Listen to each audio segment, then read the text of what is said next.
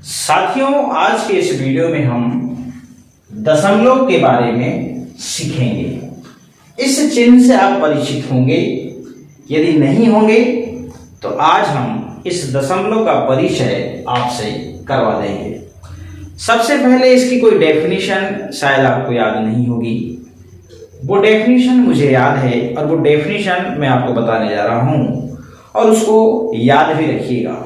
मैं क्या बोल रहा हूँ उसको ध्यान से सुनिएगा, हो सके तो आप नोट डाउन भी कर सकते हैं। मैं बोलता हूं दशमलव की परिभाषा किसी वस्तु, किसी इकाई के दसवें, सौवें, हजारवें भाग को दर्शाने के लिए जिस चिन्ह का प्रयोग किया जाता है उसे दशमलव कहते हैं। ध्यान से सुनिएगा, आपने अभी तक इसकी परिभाषा नहीं सुना है। आप इसको यूज जरूर कर रहे हैं मगर अभी आप इससे परिचित नहीं हैं। ये आपके जो गुरु हैं उन्होंने इस दशमलव को आपके ऊपर थोप दिया है और वही थोपा हुआ दशमलव को आप भी लेकर चल रहे हैं।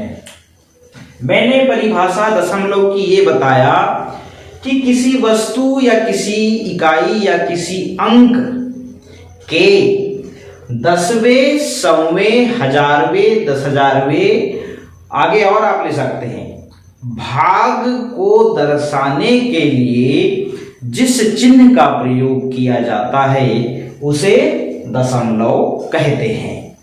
अब देखिए, अब हम इस दशमलव को कहां पर देखते हैं? भाग की प्रक्रिया में देखते हैं। जब हम भाग के सवाल करते हैं तो वहां पर पता नहीं भाग में कहां से ये दशमलव रूपी चिन्ह प्रकट हो जाता है और हम कहां से ऐसे लगा देते हैं मन से और कहते हैं दशमलव की शून्य और ये लग गया शून्य यहाँ। ये सब चीजें गलत है। हमें हर एक चीज को चित्रात्मक रूप से समझना चाहिए। सांकेतिक भाषा से आप समझेंगे थोड़ा सा आपको ये क्रिटिकल लगेगा। मैं एक दो सवाल लेता हूं, शायद मैं इस चीज को क्लियर कर पाऊं या फिर मैं आपको समझा पाऊं। ये आपको मेरे इस वीडियो को अंत तक देखने में आपको समझ में आएगा। चलिए, यहां पर मैंने लिया, मैं यहां पर 7 में मैं यहां पर 3 का भाग देता हूं। कहने का मतलब यहां पर ये 7 रोटी हैं, 1, 2, ये 3, ये 4, 5, 6 और ये 7। ये 7 रोटी हैं और यहां पर 3 लोग हैं। कितने लोग हैं? ये 3 लोग हैं। ये 7 रोटी है, 3 लोगों को हमको बराबर बांटना है। तो ये 2-2 रोटी 3 लोगों को आ जाती है। देखा आपने? ये मतलब 3 दूनी 6, तो 3 का भाग 2 बार गया और 7 में से 6 हम घटाते हैं तो 1 आता है। जब हम 7 रोटियों को बांटने निकले ये 3 लोगों को, तो इनको 2-2 रोटी आ गई और इनके पास में ये 2-2 रोटी अभी बटी हुई हैं। ये 1, ये 1, ये 1, 1, 1, 1, इनको प्लस करेंगे अपन तो ये 2-2 रोटी इनके पास में आ गई है। ये अब बची 1 रोटी। मैंने परिभाषा बताया था आपको दशमलव की, क्या बताया था? किसी वस्तु, किसी इकाई या किसी अंक के दसवें, सौवें, हजारवें भाग को दर्शाने के लिए जिस चिन्ह का प्रयोग किया जाता है उसे दशमलव कहते हैं। अब देखिए, अब यहां पर आप देख रहे हैं अच्छे से, ये 1 रोटी बची। अब एक रोटी जो है वो 3 लोगों को बटेगी क्या? नहीं बटती। तो अब क्या होता है, यहां पर हम लाते हैं दशमलव। दशमलव जैसे ही लाते हैं तो ये एक जो रोटी है, मैंने बताया कि किसी अंक या किसी इकाई या किसी वस्तु के 10वें सबसे पहले दशमलव क्या करता है, एक तो वो किसी अंक के मतलब अंक किसी वस्तु को प्रदर्शित कर रहा है जो एक ये रोटी है, तो उस रोटी के जैसे ही यहां पर दशमलव लगता है उसके 10 टुकड़े हो जाते हैं। कितने टुकड़े हो जाते हैं? 10 टुकड़े हो जाते हैं। अब जैसे इस रोटी के 10 टुकड़े हुए, जैसे यहां पर दशमलव लगा तो उस दशमलव ने इस रोटी के कितने टुकड़े कर दिए? 10 टुकड़े कर दिए। अब 10 टुकड़ों को फिर 3 लोगों में बांटते हैं। तो 3 लोगों में बांटेंगे तो कितने कितने आएंगे? 3 दिया 9। फिर यहां पर एक टुकड़ा और बच गया। यह प्रक्रिया उसी प्रकार से चलती रहेगी आगे। दशमलव के बाद में 2 डिजिट या 3 डिजिट पर्याप्त होते हैं। अब जो एक टुकड़ा बचा,